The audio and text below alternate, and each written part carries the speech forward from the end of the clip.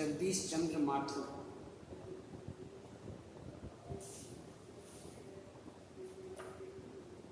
इसमें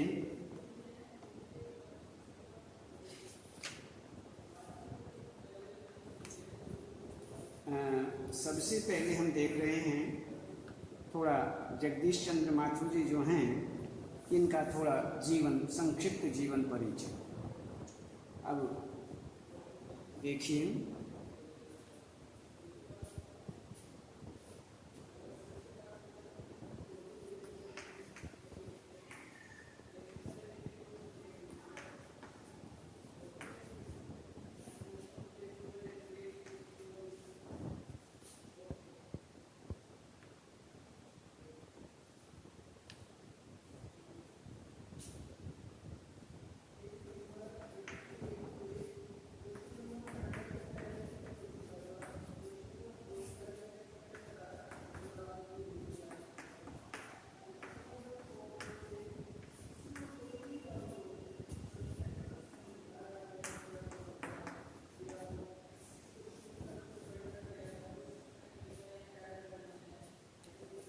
इसमें सबसे पहले हम देख रहे हैं लेखक परिचय, उसके बाद पाठ परिचय और बाद में पाठ सारांश। शीर्षकों के माध्यम से देखेंगे तो सबसे पहले हम इसमें लेखक का जो परिचय है उसके विषय में बात करते हैं। सुप्रसिद्ध नाटककार जगदीश चंद्र माथुर का जन्म सन 1917 में उत्तर प्रदेश के खुर्जा में हुआ था। इनकी शिक्षा इलाहाबाद विश्वविद्यालय से हुई थी। बचपन से ही नाटकों में रुचि होने के कारण स्कूल और कॉलेज के सांस्कृतिक उत्सवों में ये नाट्य लेखन, निर्देशन और अभिनय करते रहे। बचपन से ही इन्हें नाटकों में रुचि थी। यह इस रुचि के कारण ही इन्होंने स्कूल में और कॉलेज के सांस्कृतिक उत्सवों में, सांस्कृतिक कार्यक्रमों में नाट्य लेखन, निर्देशन और अभिनय ये हमेशा करते रहे। यही शौक आगे चलकर सृजन में परिवर्तित हो गया। जो इनका ये शौक था यही आगे कार्यशैली में आ गया और इस प्रकार से इनके नाटकों में विविधता आ गई। ऐतिहासिक नाटकों के साथ साथ इन्होंने सामाजिक समस्याओं पर आधारित अनेक एकांकी और नाटक लिखे। एकांकी और नाटक, इन्होंने अनेकों एकांकी लिखे और नाटक भी लिखे। इनके द्वारा लिखे गए कुछ व्यंग प्रधान एकांकी बहुत प्रसिद्ध रहे। कुछ व्यंग प्रधान एकांकी बहुत प्रसिद्ध रहे हैं। तो इस प्रकार से इनका ये जीवन साहित्य से संबंधित इस प्रकार रहा। थोड़ा रचनाएं भी हम देखते हैं इनकी संक्षेप में। कोणार्क, दशरथ नंदन, शारदीया, पहला राजा, ये नाटक। भोर का तारा, ओ मेरे सपने, एकांकी संग्रह आदि, इनकी इस तरह की रचनाएं सामने आई। तो इसमें अब हम ये जो हमने बताया, इसके बाद हम देखते हैं पाठ का थोड़ा परिचय। पाठ परिचय देखते हैं। सुप्रसिद्ध नाटककार जो ये हुए हैं जगदीश चंद्र माथुर जी, इन्होंने रीढ़ की हड्डी एकांकी के माध्यम से, जगदीश चंद्र माथुर जी ने रीढ़ की हड्डी एकांकी का शीर्षक लिया है। रीढ़ की हड्डी के माध्यम से समाज में लड़का लड़की के बीच मौजूद भेदभाव को दर्शाया है। जो भेदभाव हैं उनको इन्होंने रीढ़ की हड्डी के माध्यम से ये दर्शाया है। आज भी लड़कियों के प्रति रूढ़िवादी मानसिकता चारों तरफ व्याप्त है। लेखक ने इस पर प्रहार करते हुए लड़कियों की शिक्षा को अत्यधिक महत्व दिया है। शिक्षित होकर वे आत्मविश्वासी और साहसी बनती हैं। वे अपने अधिकारों के प्रति जागरूक हो जाती हैं और अपना भविष्य अधिक अच्छी तरह संवार सकती हैं।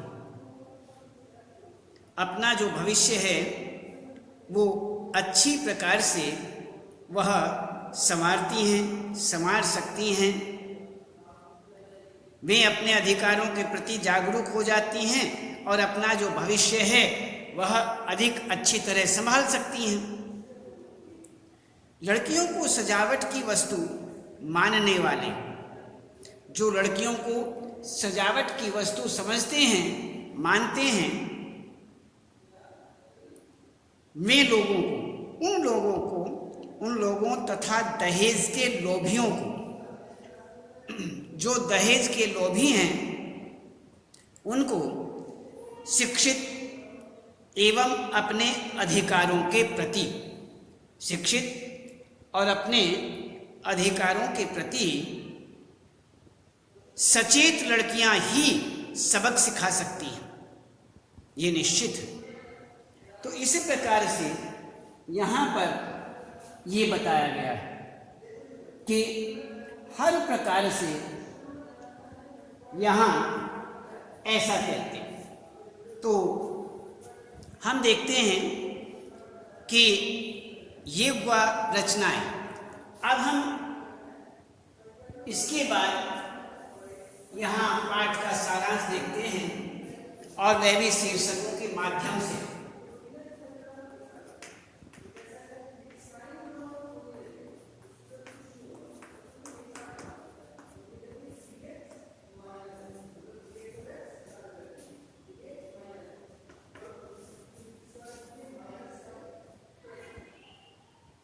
रामस्वरूप द्वारा मेहमान के स्वागत की तैयारी।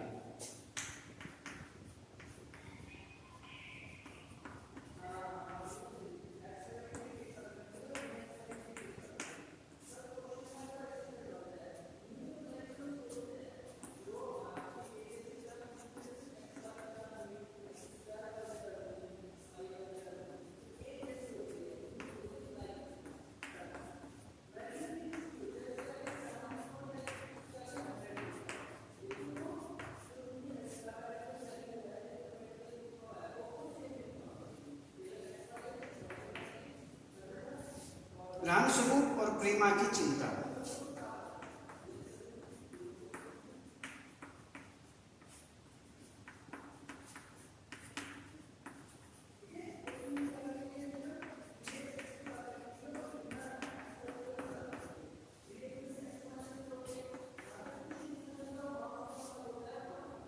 गोपाल प्रसाद का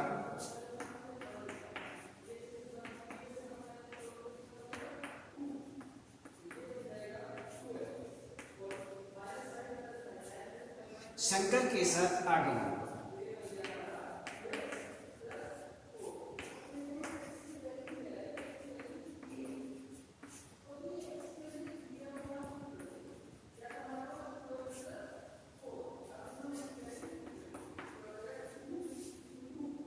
लड़कियों की पढ़ाई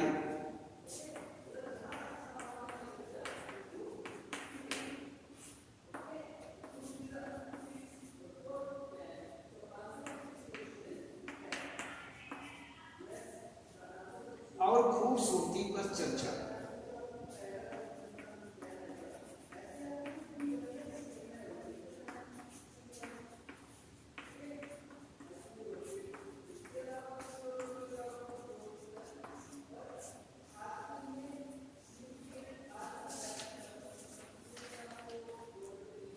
उमा का प्रवेश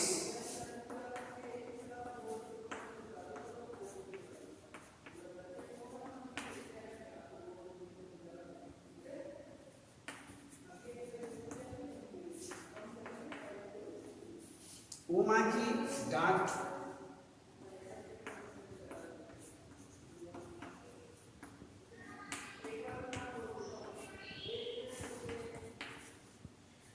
स्वाभिमान को चुनौती।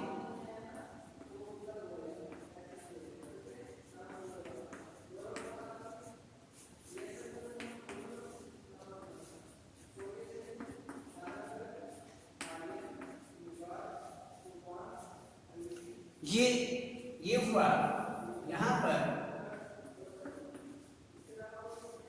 इसमें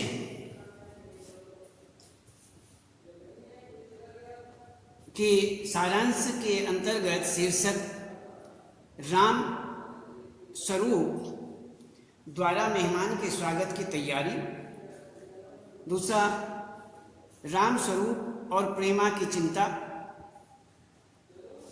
तीसरा गोपाल प्रसाद का शंकर के साथ आगमन, लड़कियों की पढ़ाई और खूबसूरती पर चर्चा, पांचवा उमा का प्रवेश, छठा उमा की डांट, सातवां स्वाभिमान को चुनौती।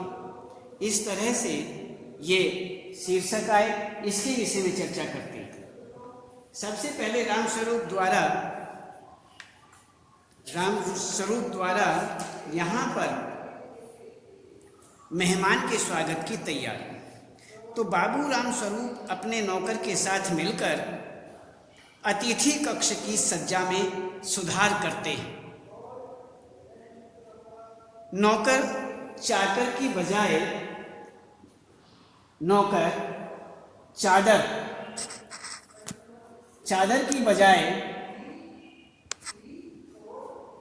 चादर की बजाय यहाँ पर जो नौकर हैं चादर की बजाय धोती मांगता है, जिससे मालकिन प्रेमा गुस्सा होकर स्टेज पर पहुंच जाती है। स्टेज पर पहुंचती है। इसी प्रकार से यहाँ पर वह अब आगे कहते हैं राम स्वरूप और प्रेमा की चिंता। राम स्वरूप और प्रेमा की चिंता के अंतर्गत नौकर को चादर लाने का आदेश देकर प्रेमा अपने पति को बताती है कि उमा शादी के लिए जरा भी उत्साहित नहीं है। मेरे चेहरे पर पाउडर लगाना चाहती है और न साड़ी बांधने को तैयार है। राम स्वरूप पत्नी से कहते हैं कि उमा को संभालने की और उसे तैयार करने की जिम्मेदारी उसकी है, पर पत्नी पति पर आरोप लगाती है कि न वे उसे अधिक पढ़ाते और न यह दिन देखना पड़ता, उसका केवल एंट्रेंस पास करना ही काफी था। तो राम स्वरूप गुस्सा हो पत्नी से कहते हैं कि वह उसकी पढ़ाई लिखाई की चर्चा क्यों कर रही है। उनके अतिथि गोपाल प्रसाद यूं तो वकील हैं, सभा सोसाइटियों में जाते हैं पर वह बहु कम पढ़ी लिखी ही चाहते हैं। बहुत कम पढ़ी लिखी बहू चाहते हैं। बेटा बीएससी करने के बाद मेडिकल कॉलेज में पढ़ रहा है, पर पत्नी वह भी कम पढ़ी लिखी ही चाहता है।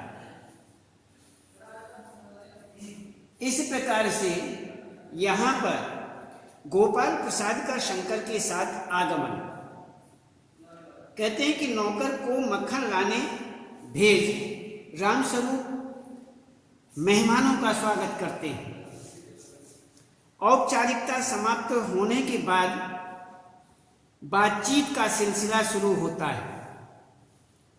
पता चलता है कि लड़का पढ़ाई में मार्जिन रखता है। दोनों अपनी बातचीत में पुराने जमाने को अधिक आकर्षक बताते हैं। उनका कहना है कि उनके जमाने का जो मैट्रिक पास है वह भी आज के एमए पास से अच्छी अंग्रेजी जानता है। दोनों एक दूसरे की बात का समर्थन करते हैं तो शंकर ही कर हंसता है। इसी प्रकार से यहाँ पर उनका आगमन, तभी गोपाल प्रसाद बिजनेस की बात पर आने को कहते हैं। एक बार तो रामस्वरूप चौंकते हैं, पर बात समझकर कमरे से चाय की ट्रे और नाश्ता लाने चले जाते हैं। गोपाल प्रसाद अपने बेटे शंकर को कहते हैं कि हैसियत तो ठीक लगती है, देखते हैं लड़की कैसी है। साथ ही शंकर को अपनी रीढ़ की हड्डी यानी बैकबोन सीधी करके बैठने को कहते हैं कि सीधे होकर के बैठ जाइए। तो यहाँ पर आगे कहते हैं लड़कियों की पढ़ाई और खूबसूरती पर चर्चा। इसमें रामस्वरूप कहते हैं कि हमारे जमाने में खूबसूरती का तो सवाल ही नहीं उठता था। वह शंकर से पूछते हैं कि शादी तय करने में खूबसूरती कितना मायने रखती है। इसका उत्तर गोपाल प्रसाद देते हुए कह रहे हैं कि लड़की का खूबसूरत होना निहायत जरूरी है, होना चाहिए, उसे सुंदर होना चाहिए, उसकी खूबसूरती होनी चाहिए। तो इसमें चाहे पाउडर लगाए या और तरीके अपना करके सुंदर दिखे, किसी भी तरह से उसे सुंदर होना अनिवार्य है, होना चाहिए। तो इस प्रकार से तो यहाँ पर कहते हैं कि उसकी खूबसूरती होना जरूरी है, मायने रखती है। तो इसमें कहते हैं लड़की ज़्यादा पढ़ी लिखी होने पर उसके नखरे कौन सहेगा। शंकर भी इस बात का समर्थन करता है। शंकर भी इस बात का समर्थन करता है, कहता है कि हाँ बात सही है, गलत नहीं है, बस अधिक से अधिक 10वीं पास होनी चाहिए, इससे ज़्यादा नहीं, अधिक से अधिक 10वीं पास। तो इसके लिए गोपाल प्रसाद जी तर्क देते हुए कह रहे हैं कि लोगों का कहना है कि सड़कों लड़के जो हैं उन लड़कों को बीए एमए करवाया है तो वह भी ग्रेजुएट हो। अरे मैं ये कहना चाहता हूँ कि दोनों की क्या बराबरी, मर्दों का काम है पढ़ लिख करके काबिल होना। अगर औरतें भी अंग्रेजी अखबार पढ़ेंगी, पॉलिटिक्स पर बहस करेंगी तो घर कैसे चलेगा। रामस्वरूप जी, शेर के बाल होते हैं शेरनी के नहीं, मोर के पंख होते हैं मोरनी के नहीं। ऐसी ही कुछ बातें केवल मर्दों को ही शोभा देती हैं। ऊंची तालीम भी उनमें से एक है। तो उमा इस प्रकार यहाँ पर उमा प्रवेश करती है। उमा का प्रवेश होता है। सादे कपड़ों में पान की तस्तरी लिए उमा आती है और तस्तरी अपने पिता को देती है। उसी समय उसका चेहरा ऊपर उठ जाता है और एक नाक पर रखा सोने के फ्रेम वाला चश्मा देख पिता पुत्र चौंक जाते हैं। रामस्वरूप उनकी मनसा जान बहाना बनाते हैं कि पिछले महीने इसकी आंखें दुखनी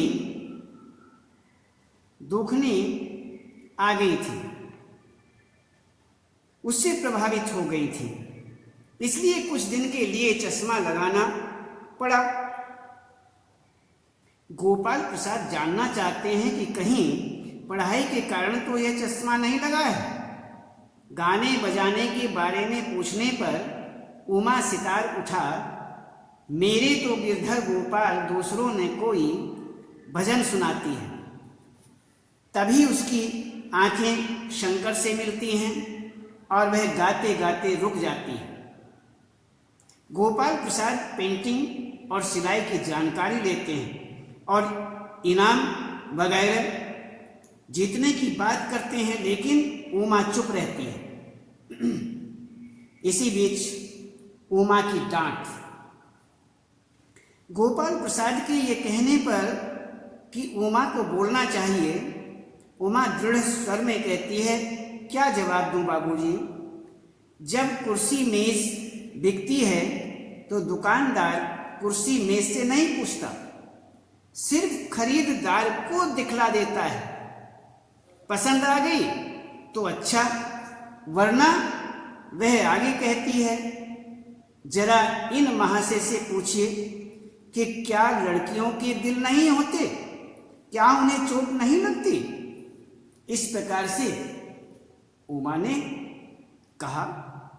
तो स्वाभिमान को चुनौती कहते हैं। स्वाभिमान को यहाँ पर चुनौती दी गई है। कहा है कि उमा गोपाल प्रसाद को कहती है, और आप इतनी देर से नाप तोल कर रहे हैं, जरा अपने इस साहबजादे से पूछिए कि अभी पिछली फरवरी में ये लड़कियों के हॉस्टल के इर्द गिर्द क्यों घूम रहे थे और वहां से कैसे भगाए गए थे। गोपाल प्रसाद पूछते हैं कि क्या तुम पढ़ी लिखी हो?